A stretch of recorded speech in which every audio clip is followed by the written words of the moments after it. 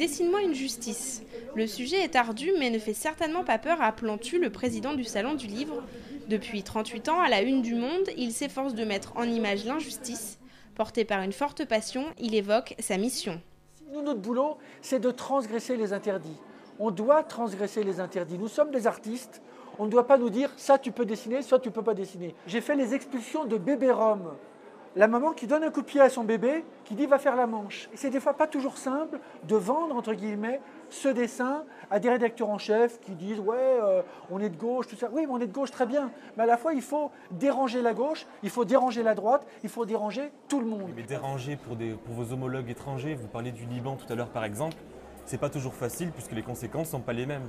Oui, exactement. Mais à la fois, il ne faut pas dire au Liban les exactions contre les droits de l'homme, c'est tous les jours, et nous, en France, c'est liberté, égalité, fraternité. Non, il y a un dessinateur qui connaît des choses que nous ne connaissons pas, qui est que quand le Hezbollah, le leader du Hezbollah, Nasrallah, quand il se voit dessiner dans un dessin de Stavro, qui est un dessinateur de Beyrouth, il prend son téléphone, il dit « arrête de me dessiner ». Et en 2006, quand il allait présenter ses dessins à la télévision, il changeait 3 fois de voiture. Alors, on peut avoir des problèmes en France, mais on ne change pas de 3 fois de voiture. Mais il ne faut pas dormir. Il ne faut jamais dormir. Et Plantu ne s'arrête jamais. Jeudi soir, il a inauguré avec beaucoup d'enthousiasme l'exposition de l'association Cartooning for Peace. Accompagné de dessinateurs étrangers, il n'a cessé de rappeler l'importance de la liberté d'expression. Le stylo est une sorte de baromètre de la liberté d'expression. Le credo du président de l'association Cartooning for Peace est clair. La liberté d'expression est sacrée pour ce collectif de dessinateurs de presse créé en 2005. Au total, 21 caricaturistes d'origines différentes nous présentent leur travail à la Maison du Loir-et-Cher. C'est un dessin que Ali Dilem a fait dans le journal Liberté à propos de la peine de mort aux États-Unis. Parmi les dessinateurs présents, Ali Dilem, caricaturiste algérien. Dans ce pays, les dessins de presse contestataires ne sont présents que depuis 20 ans.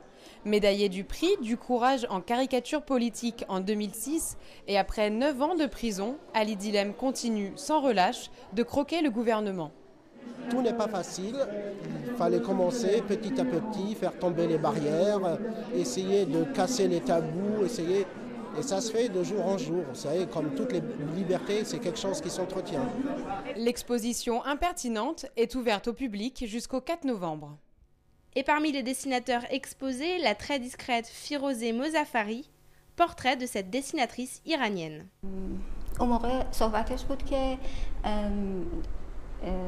اعدام در ملأ عام رو حذف کنن یا چیز کنن دیگه مثلا اعدامی تو ملأ عام جلوی دید انظار عمومی صورت نگیره این طرح راجع به اون بود. Firozeh travaille et vit en Iran. Depuis plusieurs années, elle caricature la vie politique et sociale de son pays, toujours avec des limites.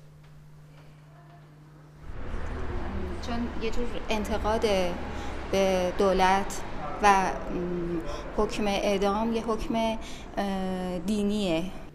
Mais depuis les soulèvements de 2009, Firozeh peine à travailler. Des journaux ont fermé et plusieurs de ses dessins n'ont pas été publiés. Pour vivre, elle fait de l'illustration et elle donne des cours de graphisme. En plein cœur de la société iranienne, Firozeh expérimente chaque jour les limites de sa liberté.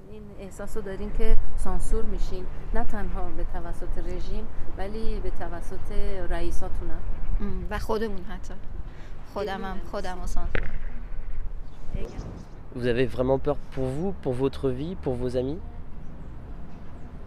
بله.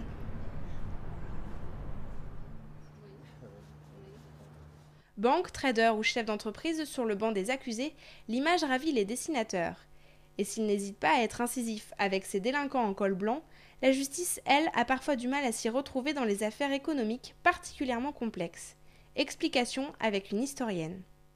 Disons qu'il y avait peut-être moins ce type d'affaires extrêmement compliquées et spécialisées, mais en fait on le voit arriver dès la fin du 19e siècle, dès qu'on commence à avoir des grosses entreprises avec beaucoup d'actionnaires, et typiquement déjà des banques.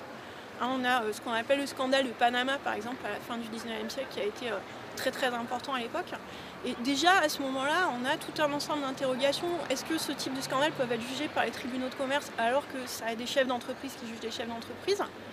Ou si on le confie à des juges d'instruction ordinaire, comment est-ce qu'ils vont faire pour comprendre quelque chose à ce qui s'est passé dans les assemblées générales et ainsi de suite. Donc c'est vrai que la complexification de la vie économique, elle est difficile pour la justice, mais en fait elle n'a pas cessé de l'être continuellement depuis des siècles. Et pendant ce temps-là, en coulisses, l'histoire recommence. Qui êtes-vous ?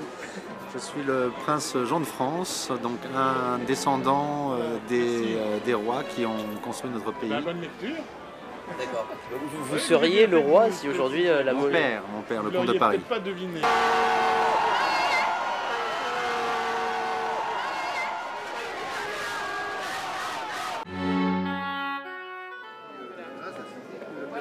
J'aime l'histoire, j'ai toujours été passionné par l'histoire parce que justement c'est une soif de vérité. Et au programme demain, débat politique et justice, un couple impossible, 14h30, 16h à l'hémicycle de la Halle-au-Grain. L'affaire d'Outreau, 18h30 à 20h, bistrot du Boucher, 18 place de la République. Conférence L'injustice de la justice, Michel Onfray, philosophe, 11h30, 12h30, hémicycle de la Halle-au-Grain. Exposition Dans mon pays, ma sexualité est un crime. Débat 16h, 17h30, hôtel de ville de Blois.